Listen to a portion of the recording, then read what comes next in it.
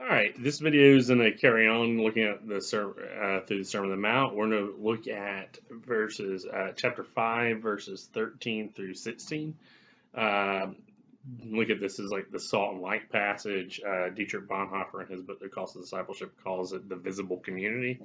And so we're going to look at it. So before we start reading, we're looking for three analogies Jesus is going to lay down for his disciples, for his audience right now.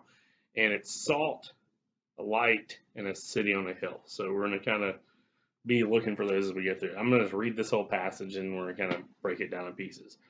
You are the salt of the earth, but if salt has lost its taste, how shall its saltiness be restored? It is no longer good for anything except to be thrown out and trampled under people's feet. This is salt. You are the light of the world. A city on a hill cannot be hidden, nor do people light a lamp and put it under a basket, but on a stand, and it gives light to all the house. In the same way, let your light shine before others, so that they may see your good works and give glory to your Father who is in heaven.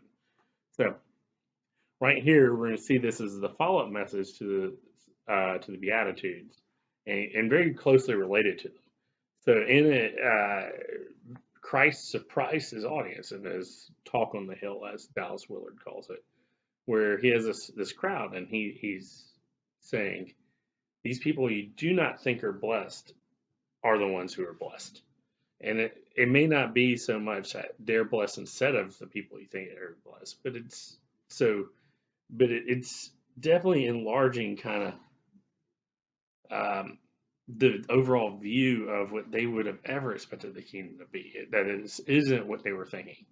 So this audience, he goes through, blessed are the poor in spirit, blessed are those who hunger and thirst in righteousness, blessed are the persecuted, which seems the opposite, blessed are those who mourn. And each of those is saying, wait, they're in? Or I'm in? I didn't think I was in. I don't feel blessed. And so he reaches that audience and he's saying, this, the kingdom of Yahweh's hand that he'd been preaching before he even started this sermon, this blessedness, that he's kind of knocking down all the things you don't think could be blessed.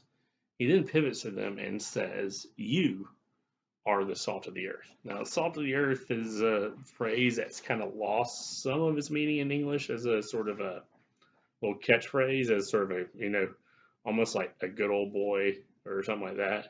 But in this, it's saying that the salt for them has a few characteristics. One is it's a preservative, but for them a preservative would be like it prevents rot.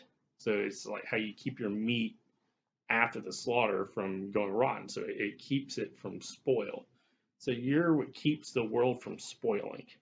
You're also which brings out its other flavors. So like a culinary, you do a pinch of salt with almost everything just to kind of make flavors pop. You are what does it.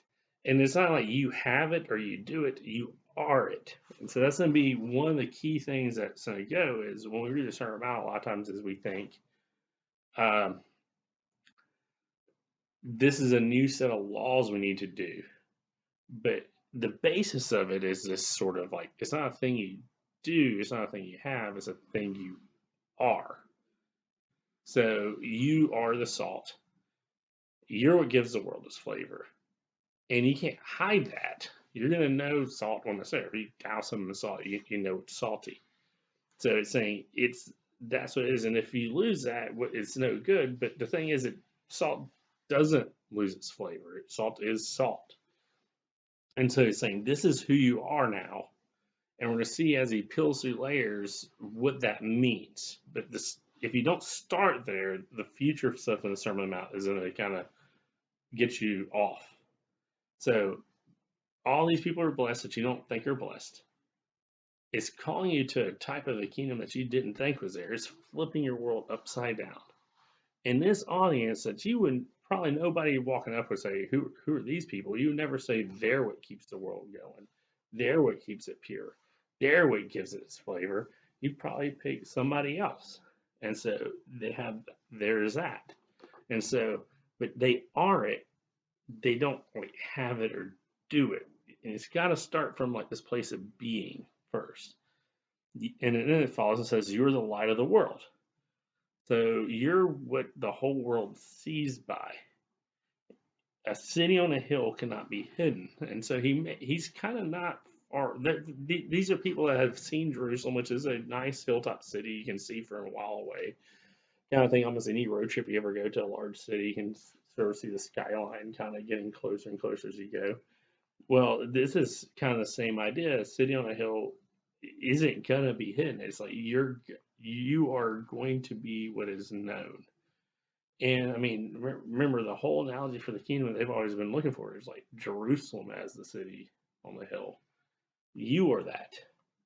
Like who you are is going to be the thing that proclaims this is where heaven meets earth. This is the kingdom they've been waiting for. So you're the city that you can see for miles around and you can't hide it. So you just got to be it. Light also is the other analogy. So it's like a world you don't light something and hide it. Light is there to be seen. Its job is to do it. Light also just inherently wins. There's no like you can't turn on a dark to drive out light. It only works one way around. And so there's this sort of place that Christ is bringing his disciples here to pull them away from like an anxiety that I got to do that, I got to do this, I got to do this. It's like it's got to start with this is who you are. You're the city, you're the salt, you're the light. And the other stuff flows from that. It's going to come from that. So it says, you put it not under a basket, but on a stand to be seen. The same way, let your light shine before others that they may see your good works and give you glory to your Father who is in heaven. So the church, the disciples here, are to be seen, which is going to be interesting when we get down to chapter 6, where a whole lot of it's about the hiddenness of what you do. It's like, don't do things to be seen. One reason, but we're going to see when we get to chapter 6, is that like praying in closets, don't let your right hand know what your left hand is doing. The logic on that is you're not doing them to be seen because you're not in this place of anxiety because you know who you are. You are salt, you are light, you're a city on a hill. And it's what he did, not what you did.